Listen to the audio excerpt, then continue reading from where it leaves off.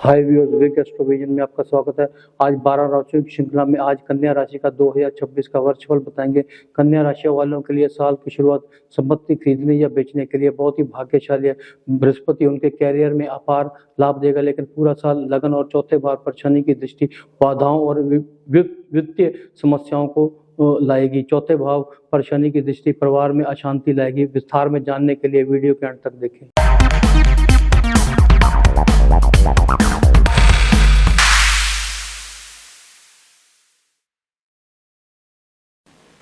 वर्ष 2026 की शुरुआत एक अच्छे नोट के साथ होगी, क्योंकि सूर्य, मंगल, बुध और शुक्र जैसे 4 ग्रह चौथे भाव में होंगे। इन पर 10वें भाव से बृहस्पति और 7वें भाव से शनि की दृष्टि होगी। संपत्ति और वाहन से लाभ होगा। लगन के स्वामी बुध और धन के स्वामी शुक्र चतुर्थ भाव में होंगे। 12वें भाव का स्वामी भी चौथे भाव में होगा। नई संपत्ति खरीदना बहुत फायदेमंद है। यहाँ आप संपत्ति बेचकर भी अच्छा पैसा कमा सकते हैं। जब सभी ग्रह 10वें भाव को देखेंगे, जहां बृहस्पति पहले से बैठा है, तो आपका कैरियर भाव सक्रिय हो जाएगा। आपकी राशि का स्वामी बुध लगभग 22 दिनों के बाद स्थिति बदलता है। सभी छात्रों को ये सलाह दी जाती है कि वर्ष के पहले 4 महीनों में अपने कैरियर से संबंधित निर्णय लें। अपनी पढ़ाई का निर्णय जल्दी लें, यही आपके लिए लाभकारी होगा। 24 फरवरी को मंगल, सूर्य और राहु आपके चार्ट के छठे भाव में होंगे। राहु अपने मित्र भाव कुंभ में सूर्य और मंगल के साथ छठे भाव में बैठे होंगे। आपके सभी कर्जे और बीमारियां दूर होंगी। राहु आपके सभी शत्रुओं पर विजय प्राप्त करेगा। 12वें भाव का स्वामी सूर्य और अष्टम भाव का स्वामी मंगल विपरीत राजयोग बनाएंगे। ये आपके स्वास्थ्य के लिए बहुत ही फायदेमंद है। 2 मार्च को आपका शुक्र आपके विवाह के भाव में होगा। शनि की उपस्थिति विवाह में बाधाएं कर रही थी, लेकिन शुक्र का 7वें भाव से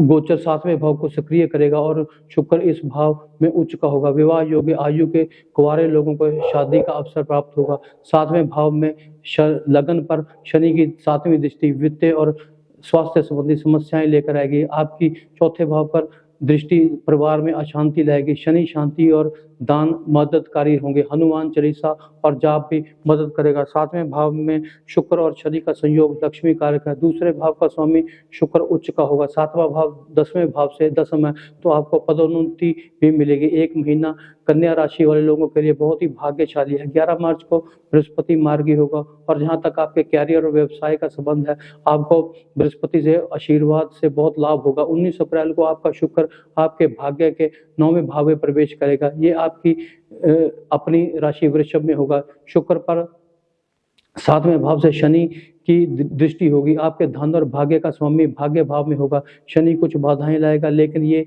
एक महीना कन्या राशि के लोगों के लिए बहुत फायदेमंद होगा, क्योंकि ये भाव 5वें भाव से 5वां है। ये छात्रों के लिए भी फायदेमंद होगा। 2 जून को बृहस्पति 11वें भाव में आएगा और उच्च का होगा। कन्या राशि के छात्रों के लिए 2 जून के बाद का समय शिक्षा के लिए अच्छा है, जब आपका बृहस्पति लाभ भाव में होगा और वे आपके 5वें भाव को देखेगा, जो कि आपके प्रेम संबंधों और शिक्षा का भाव है। बृहस्पति आपके चौथे और 7वें भाव का स्वामी है और उच्च का होगा। लाभ का विस्तार और संपत्ति का भी विस्तार होगा। 11वें भाव से शुक्र 7वें भाव को देखेगा और विवाह योग्य आयु के लोगों को लाभान्वित करेगा। यदि आप विवाहित हैं और परिवार नियोजन कर रहे हैं, तो 2 जून से 31 अक्टूबर तक का समय आपके परिवार नियोजन के लिए सबसे अच्छा रहेगा।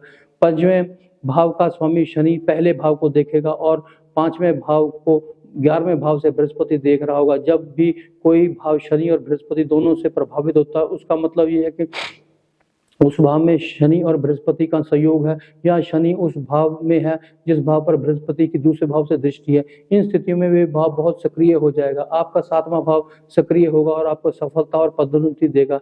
लगभग 15 जुलाई को सूर्य कर्क राशि में आएगा और बृहस्पति के साथ जुड़ेगा। बृहस्पति 7वें भाव का स्वामी है और सूर्य 12वें भाव का स्वामी है, जिसका अर्थ यह है कि यदि आप अपने व्यवसाय में कोई बदलाव करते हैं, तो वे आपके लिए बहुत अनुकूल होगा। 5 दिसंबर तक राहु छठे भाव में होगा और केतु 12वें भाव में होगा। 12वें भाव का केतु आपको आध्यात्मिक बनाएगा। आपके भाग्य भाव को केवल शनि ही देखेगा। भाग्य आपका साथ देगा, लेकिन कुछ विलंब से। 11वें भाव में बृहस्पति तीसरे भाव को देखेगा। ये यात्रा और सामाजिक नेटवर्किंग से आपको लाभान्वित करेगा।